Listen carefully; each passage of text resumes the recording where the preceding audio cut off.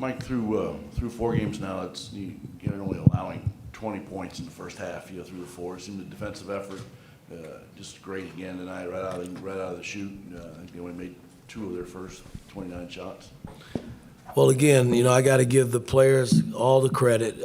They are paying attention to details, especially when we're game prepping for our opponents, and they're going out executing. So it's kind of nice to see from a coaching standpoint.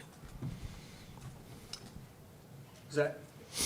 I guess in particular on defense, how important is it that you've got bigs that you can trust to either switch on to smaller guys or at very least, kind of handle sort of the screen actions so that they're not dropping and leaving space for somebody to get into the lane or shoot over a screen, that kind of thing? Well, again, our defense, we don't switch a whole lot with our bigs. We let 4 and 5 switch, but 4s and 5s have a responsibility from a defensive standpoint, and then our guards that are on the ball has a responsibility, and those responsibilities have been executed pretty well, I think. From a pick and roll standpoint, our pick and roll defense has been pretty good because our bigs are active and are able to be up, and we're demanding our guards get into the ball and take onus on guarding the ball. So it kind of goes hand in hand.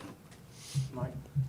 Coach, why do you think your offense was so feast or famine today? You had the 22 assists, but also 27 turnovers. And I think at one point you said that there's a goal of 12 turnovers a game. What happens if you go over that? Well, it's a lot of running, that's gotta take place tomorrow.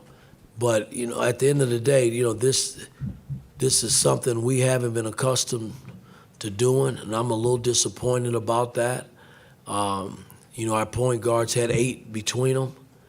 And then Geronimo, is doing things that he shouldn't be doing with the ball. So, those are things that we can clean up.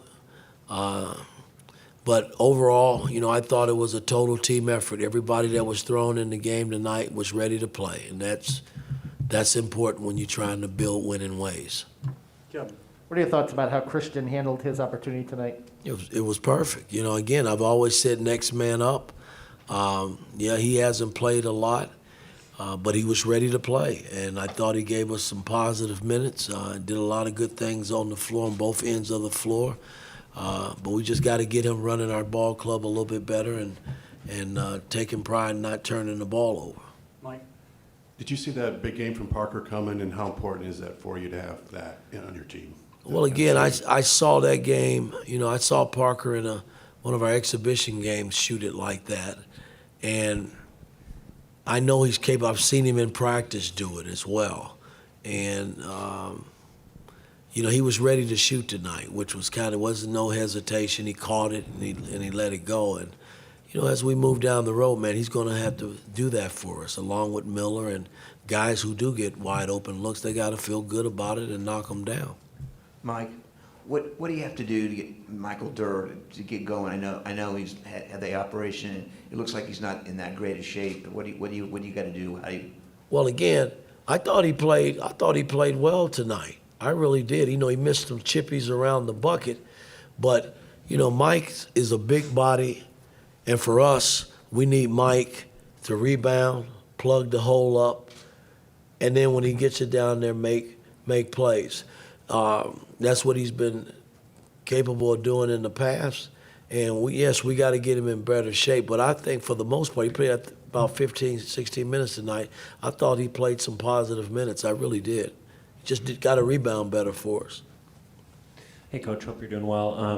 Along with the movement on the defensive side of things, I saw Christian Lander and Tamar Bates were doing some great off-ball movement on the offensive side as well. Has that been a point of emphasis in practice, or is that something they've just improved upon this season? No, but they're capable of doing that. They've done some things like that in practice. And, that group, that second unit was really good tonight in terms of the pace and how we wanted to play. But, again, it's good to play with great pace, but you can't turn the ball over. You got to get shots. That's the beauty about running your offense. You run the offense to get good shots, not give it back to them where now you got to go play defense.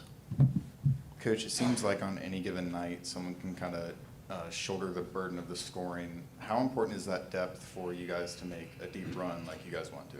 Again, guys, we just taking it one game at a time. We got a long way to go. I like the progress of our ball club because I think guys are committed individually and they're about team. And that's important when you're trying to build winning ways. Okay, last two questions, Tyler. Coach, I'm wondering what your process is for watching film. Like after a game like this, when do you like to stop, explain things? How do you try to drill it in that taking something you're watching and being able to apply that when you guys do get on the floor? Well, that's all a part of coaching and playing basketball. Films are a wonderful tool to learn. Sometimes players can't see it on the court when they're out there playing and dribbling and running up and down.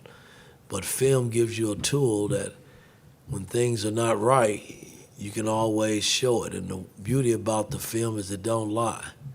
It points right to what you're trying to get across to the player, good or bad. So we'll break this tape down, and if I got to go turnover by turnover, they're going to see it and know about it.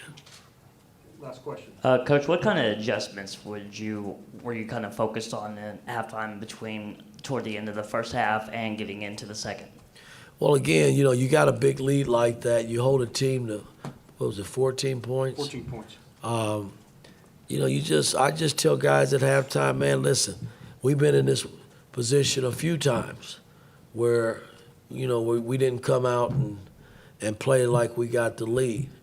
And so I'm always hammering that into them at halftime. You just got to do the things that got you the lead, and the defensive end was the reason you were in the position you were in. So you got to stay solid in that area. And I thought we were pretty good the second half for the most part.